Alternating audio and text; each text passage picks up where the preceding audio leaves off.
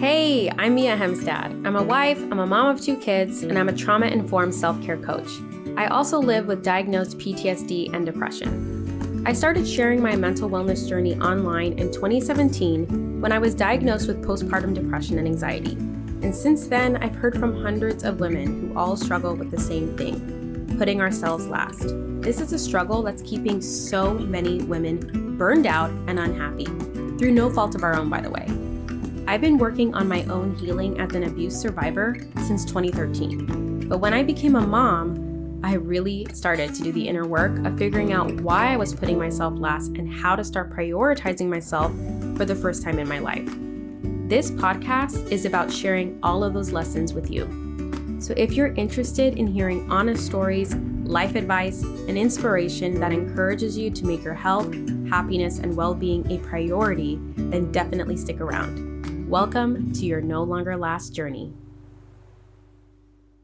Hello, everybody. Welcome back to the podcast. Mia here. I'm so excited to have you. If you are watching this on YouTube, this is the first video version of the podcast, so I'm so excited to now be doing that. And if you're listening, I'm still super excited to have you listening in, so thank you so much for joining me today.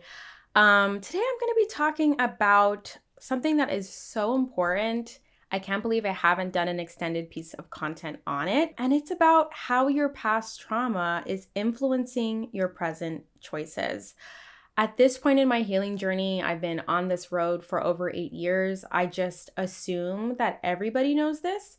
But whenever I start to talk about it online or with my students in my program, I realize that this is not common knowledge. This is not something everybody knows. So I'm so excited to be sharing this with you today because I think it's going to really help you become just more empowered in your life and more aware and more intentional. And you'll see what I mean as I start to share. So a lot of us were taught that, what's in the past is in the past, like almost with this idea that if something happened 10, 20 years ago, that it's no longer relevant. It doesn't have any weight or bearing in our lives. And that could not be further from the truth. That is not the way that our brains work on a neurobiological level. I wanted to share an example from my personal life with this, and it's been something that's been hard to talk about, but I think in sharing my story, maybe you can see yourself in it, or it could help you to identify something in your life that maybe is relatable.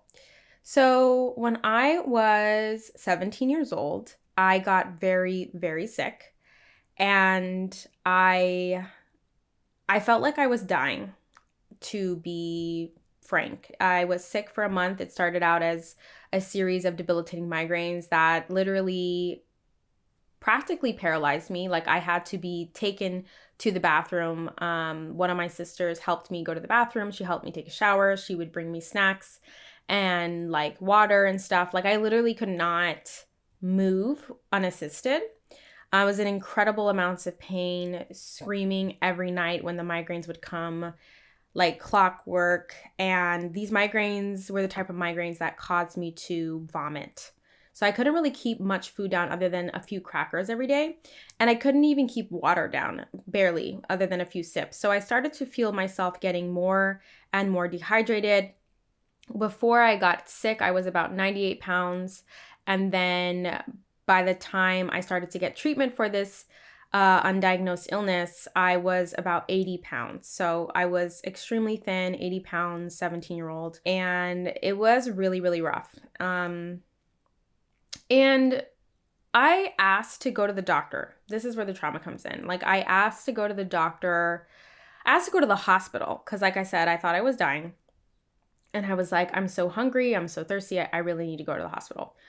And I was not taken. And days went by and weeks went by and my illness just got worse and worse. Eventually, I was taken to a doctor's office, like a regular pediatrician's office.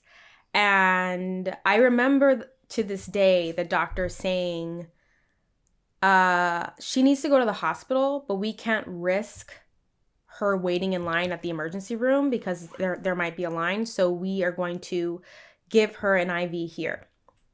An IV, I'm sure everyone knows what that is, but intravenous fluids, basically putting a needle in my arm to get fluids into my body so I don't die from dehydrations. But they literally, I remember hearing them say like, she might not make it if you take her to the hospital. So that was really scary. And I remember my veins were so shriveled up. It took them 5 different tries with a needle to get a needle into my arm. And they got the needle in my arm. They got, I think it's called a catheter. I don't know.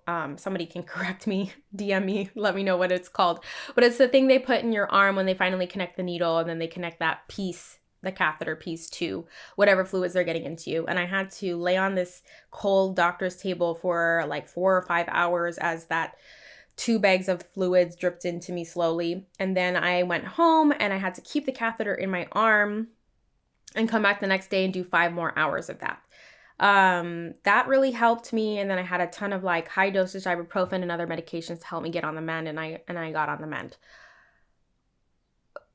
This is where this really comes into play though, because every single one of us has some sort of experience in childhood, and it doesn't need to be that traumatic. I have a few other examples that I'll touch on, but I don't want this podcast episode to be, 100 years long. But for a very long time in adulthood, like when I went away to college and even when I became a mother, I didn't really understand or even I wasn't aware that I was having such difficulty making doctor's appointments or taking care of my health.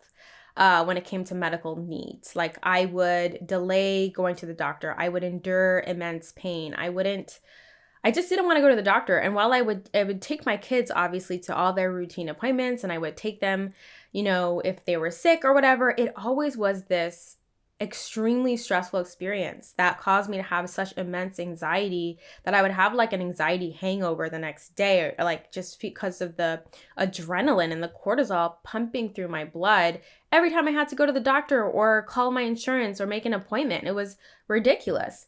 And I was just going through life like that, thinking that that was normal. And I remember, kind of talking about it with other people, and they were like, no, yeah, I don't experience that. It's like normal.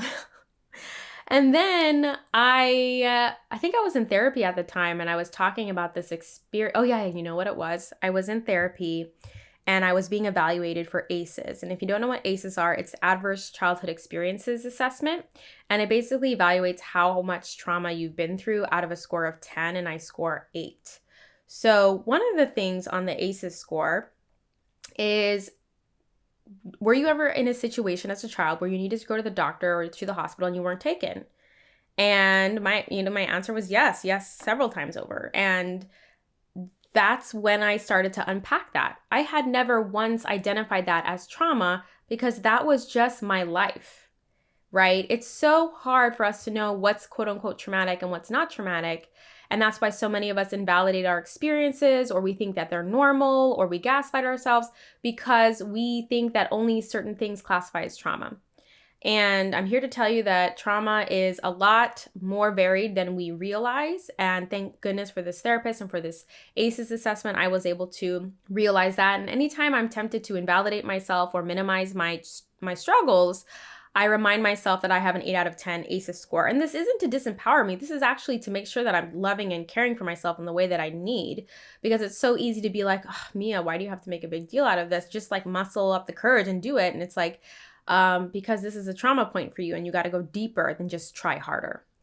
So some other examples of trauma that maybe you can relate to are, for instance, for me, money trauma was a big deal. There were many, many times in my childhood where I was told that we might lose our house, or that we might, there were many times where like we didn't have enough food, or food was rationed. Like, okay, you can only have 2 pieces of cheese. You can only have 1 chicken patty. You can only have 2 hot dogs, whatever. Constantly feeling hungry, but being told I couldn't have any more because there was no more food. I had to work a lot as a child at flea markets selling lemonade and cake and cookies. And I had to work at food festivals, standing on my feet for 16 hours a day, developing major feet pain that I live with to this day. last night I couldn't get off the couch after walking like half a mile. And it's just stuff that still affects me to this day. And so, because of that money trauma, like for the longest, there's just so much I'm uprooting, but for the longest time, like I couldn't even go to the grocery store without literally sweating. Like at the grocery store, putting things in my cart, I'd have my phone out with my calculator app open, adding everything I put in my cart, feeling guilty, for literally anything, buying the cheapest version of everything. Even when I started to work a corporate job with benefits, I was working overtime, I was making overtime pay. Like I could have been buying myself that pint of ice cream I really wanted, but I refused. I wouldn't let myself buy new clothes. I was pregnant and I wouldn't even let myself buy maternity leave clothes. I made myself wear yoga pants every day with oversized, shirts from Old Navy, harming my self-esteem, feeling ugly. And I'm so sad for that version of me because I was so beautiful and I was growing a human inside of me, and I just didn't celebrate any of that because I was so scared to spend money. So that's one example of how money trauma from my childhood affected me in my adulthood. I'm still really working on that. It's like my goal this year to really focus on that. And when I say goal, it doesn't mean I'll have uprooted all my money trauma. I'm just bringing more attention to it this year. And then another example is not being allowed to rest. In your childhood, I know for me, Saturdays were spent cleaning, like all day and all night, cleaning and cleaning and cleaning inside and outside. And so when I went away to college, while all of my college roommates and friends were, living their best lives, like going to the beach together and exploring San Diego, I was deep cleaning my room, organizing my books, doing my homework, deep cleaning the bathroom, deep cleaning the kitchen, mopping, vacuuming. Like it was endless. I did not have fun. And it's because my whole life, Saturdays were about cleaning. And so it was just like, I didn't even process that, Mia, you're not a child anymore. You don't need to follow these rules. You get to make your own rules. And that's one of the empowering parts about healing trauma and identifying it in your life and recognizing where it still has a hold over you. Because then you get to come out on the other side and go, I'm an adult now and I make the rules. So those are just a few areas of my childhood trauma that I have identified and I'm still working on healing in my adult life.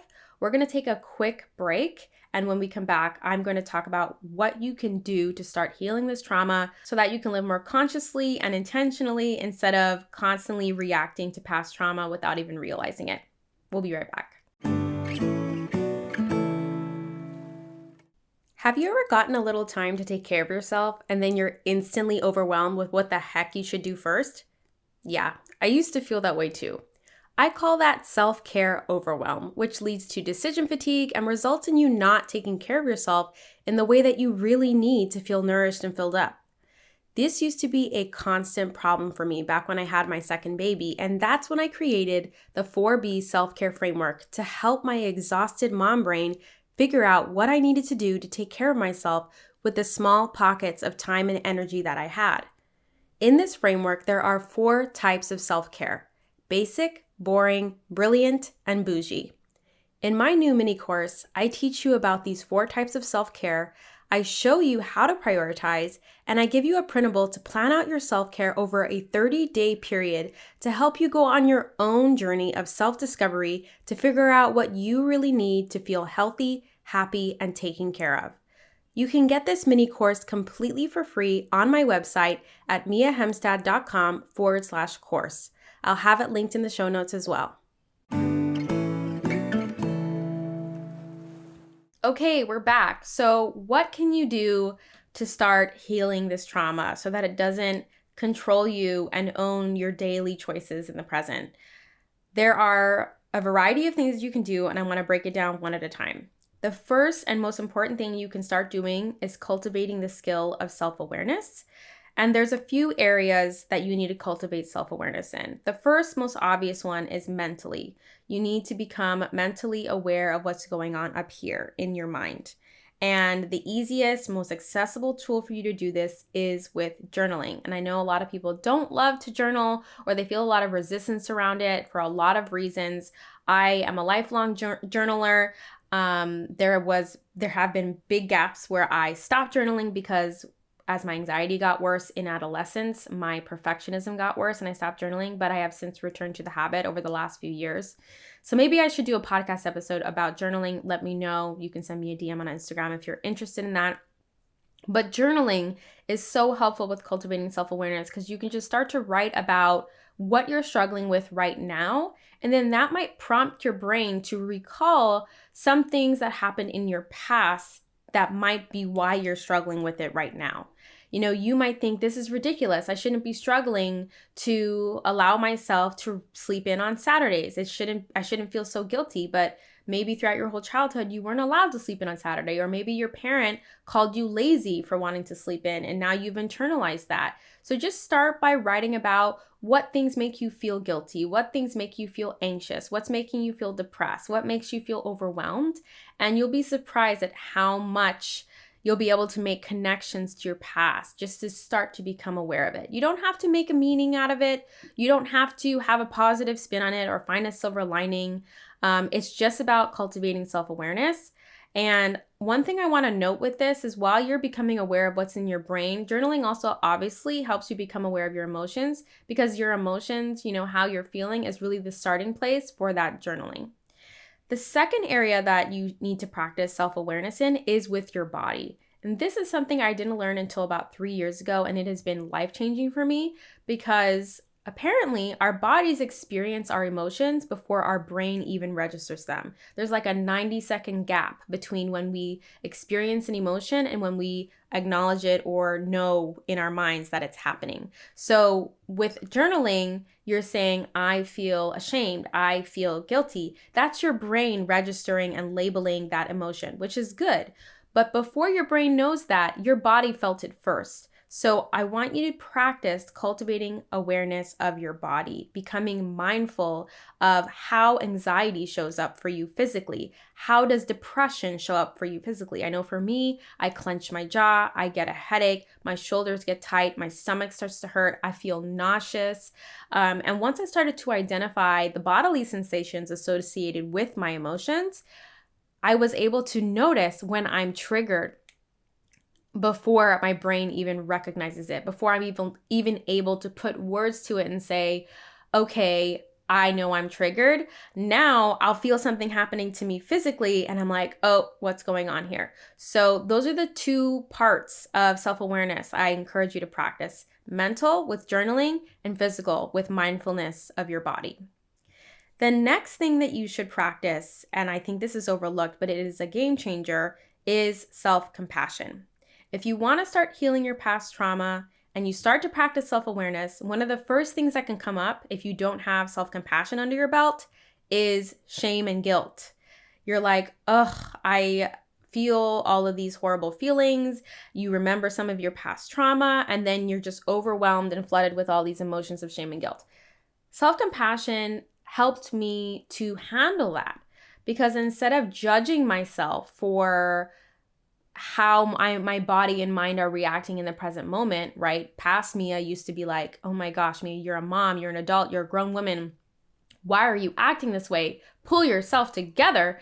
Self-compassion came in and said, it's understandable why we're sweating at the grocery store. We weren't allowed to eat as much as we needed for years as a child. It's understandable why Christmas makes me feel sick physically because of how many years I felt like we were going to lose our house because we bought Christmas presents. Practice using that statement, starting with, it's understandable that I feel XYZ because this happened to me. This really helps you to remove judgment that can come up when you start becoming aware of what's really going on under the surface. And the beautiful thing about it is a lot of times when we become aware of things, self-awareness can become overwhelming. And when we're overwhelmed, we run away and we suppress, and it just creates the cycle all over again. If you want to heal and grow and work through these things, it's so important that you find a way to stay here, stay connected, and stay present. And self-compassion helps you to do that. It helps you to comfort that younger version of you that was traumatized so that you can stay with her instead of acting like she doesn't exist. So self-compassion, don't overlook it. It's the next step after self-awareness. Then after you've kind of become aware, practice compassion, I want you to go forward with the self-care that you were going to do. And I'm calling it self-care because making that doctor's appointment is self-care. Looking at your credit card statements is self-care. Making sure that you have the time and space and support to rest. And I say that because those of us who are moms know we can't just sleep in on the weekend and try not to feel guilty. We have to make sure that someone's got breakfast, someone's going to be with the kids, like there's a plan, and that you communicate with your partner, like when your nap time is going to be potentially finished so that they also can have time. It's not as simple. And I know that, and I want to say, I let you know that I hear that and I understand that. So self-care is making those plans so that you can have time to rest when you need it. And so that is the key here. It's go forward with the self-care that you need, even though you are feeling on edge about it. And while you go forward with the self-care, you ask your partner to step up on the weekends, you sit down and look at your bank statements while you move forward with it. I want you to pay attention to the voices in your head that come up. Pay attention to the bodily sensations that come up. What is your brain telling you? This is the moment when you get to start to rewrite the trauma narratives and create more empowering ones. So for example, whenever I look at my finances, my brain goes, you will always struggle with money. You will never be safe or secure with money. This is your story. This is who you've always been. You don't get to be anybody different. And because I'm paying attention, I hear it and I say, that was when I had no control as a child. That was my past. It is not my present and it is not my future. I'm an adult and I get to decide what my financial health and well-being looks like. That's why we want to pay attention to what our brain is saying, because our brain is going to tell us the story of our past. And unless we're listening, we're not going to be able to respond to those thoughts and rewrite new ones. With bodily sensations, pay attention to how you feel while you're working on your finances or you're practicing whatever self-care it is that you chose. For me, my chest and stomach feel tight. And so I'm paying attention to that while I'm working on my finances and I have those bodily sensations. And I found that what helps me is having a pillow. I have a pillow, I hold on to it with one arm and I have my hand on the mouse and I'm being real with you. I'm meeting myself where I'm at. I'm acknowledging that I have these bodily sensations because of how much anxiety money brings up for me, and I'm doing something about it. If you don't pay attention to what your brain is saying and what your body is communicating to you, because physical sensations are also communication, you miss an important opportunity to give your body and brain new information and to let your body and brain know that you are no longer a child, you are no longer being traumatized, you are no longer in the past, you are an adult now, in a new year, in a new time, and you make the rules.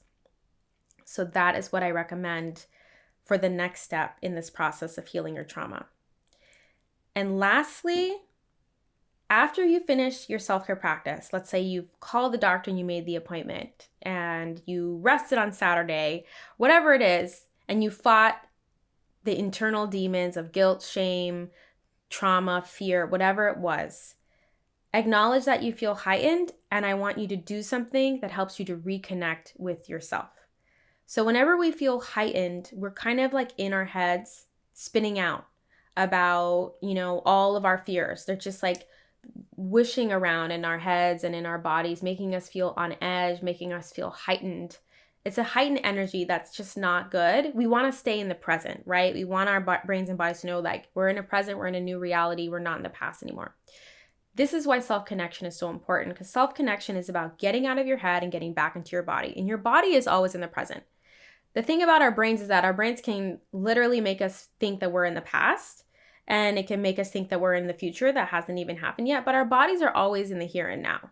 So when we reconnect to our bodies, we're able to come back to the present in a more easy and tangible way. I find that much easier than trying to make my brain stay in the present. Instead, I like to just try to work on reconnecting my brain to my body. Here are some things that you can do to reconnect to yourself after you feel heightened from practicing difficult self-care. Journaling, again, it's kind of like a loop. See how we started with journaling, we come back to it.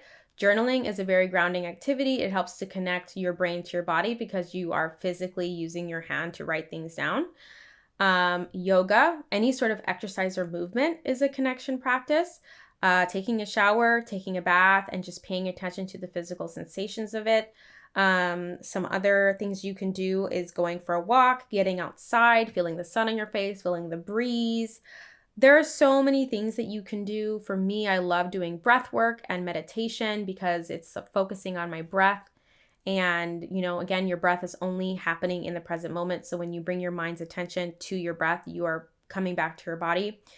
But get into a mindset of experimentation. Just figure out what works for you, because there's a lot of different practices that you can try. But the goal of self-connection is really to ground yourself back down and reconnect with your body in the present moment. Because again, after you've practiced that self-care, you're going to be feeling heightened again. Because again, not all self-care is like feeling good, right? I just told you this is really about the self-care that's hard to do, that forces us to address our trauma and to act in opposition to it, right? So when you do that self-care and you're feeling on edge, it's really important that you reconnect back with yourself so that you don't numb, so that you don't go towards coping mechanisms that aren't ideal. Because we all know that when we're feeling overwhelmed or we're feeling on edge, we tend to we want to escape that feeling. So maybe you scroll on social media, maybe you pick your nails, maybe you pick your skin, maybe you, whatever it is. Like, there's so many ways that we all numb, and there's no shame. Numbing is how we make sure that the flooding of emotions doesn't get the better of us. And so all I'm saying is, if we want to finish that loop that I'm talking about of self-awareness, self-compassion, self-care, and self-connection, if we want to go through that process and really heal the trauma, we have to make sure that we don't cut ourselves off from reconnecting with ourselves by going to a suppressing behavior, right? We just did all this work to become aware, to be compassionate toward ourselves, to practice self-care, even though it was hard. We don't want to, we don't want to kind of cut ourselves off from all that healing by suppressing ourselves. And this doesn't mean that if you do suppress yourself, like I still do this for trauma that's still so hard and so raw, and I will go on social.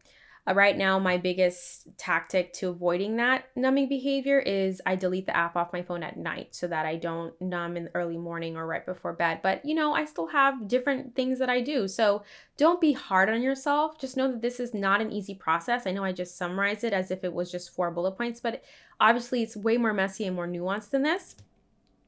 But those 4 things is really how I have help myself to be on this process of healing trauma over the last 8 years.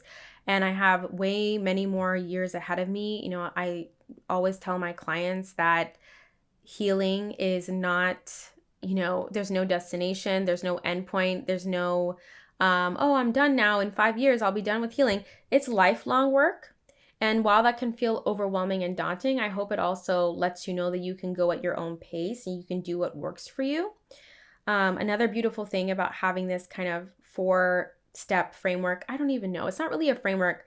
I actually like to call it the 4 components of the healing journey, because whenever I'm having a mental health flare-up where I'm really struggling to see what the heck to do, like I'm depressed or I'm anxious and I'm just really struggling to see where do I go from here, I come back to these 4 components: self-awareness, self-compassion, self-care, and self-connection.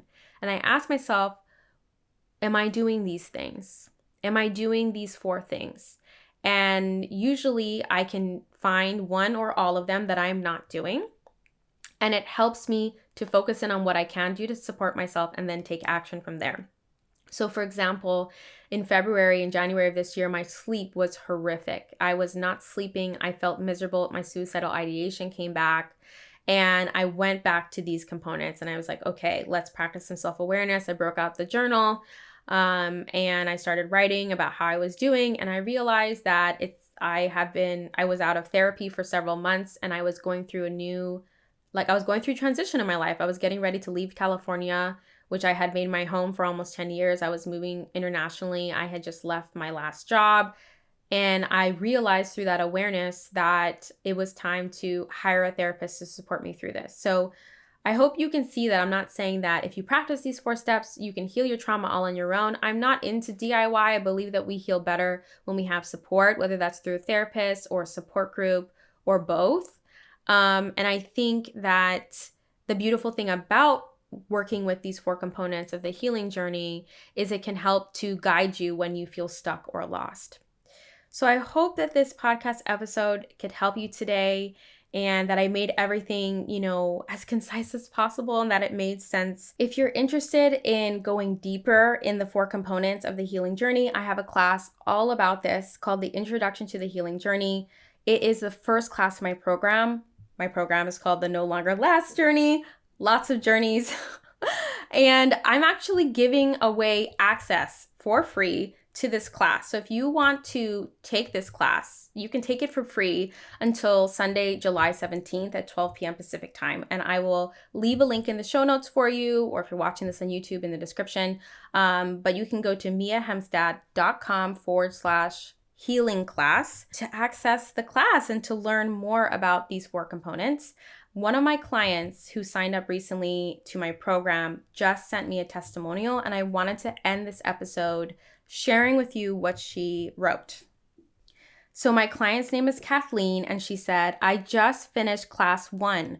I just wanted to say, Mia, that I can already tell this course is unlike anything I have ever done before. The trauma-informed aspect and acknowledging barriers is so important, and I think will be so helpful. For example, in the last part of the class where you talk about your own experience and how money trauma plays out for you, it got me thinking. My family struggled to make ends meet growing up. Our home was foreclosed on when I was 18, and our parents didn't tell us until 2 weeks before we needed to be out. My mom is currently homeless. Nothing is wrong with me. It makes sense that I have anxiety regarding money now, but I am an adult and my husband and I are not my parents. I am safe. We are financially secure. We are not going to be suddenly without a home. I can make different choices. Thank you. Thank you, Kathleen, for sending in that review of my class, and it seriously made me teary-eyed because that is exactly the transformation and awareness that I'm hoping I can help every single one of my clients achieve for themselves. But yeah, if you're interested in working with me or you're just not sure what the No Longer Last journey would be like, I highly encourage you to take advantage of getting free access to this class, because I think this class really encapsulates not only the way that I teach and my teaching style, but what I know and what I can help you with throughout the whole program, because it's not just one class. There's actually 12 classes in the full program. So if you're interested in that, definitely check it out. And I want to thank you for taking the time to hear me out, to listen to this episode. I hope you got a lot of value from it, and I will see you next week. Bye.